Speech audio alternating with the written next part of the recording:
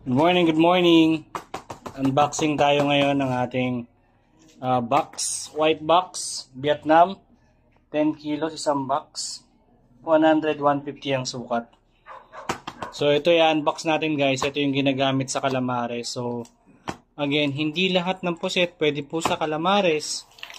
Meron lang special na puset na ginagamit ng mga magkakalamares sa street food. At ito po yun. So tara, unbox natin ngayon. Yun. Ganda. Yan.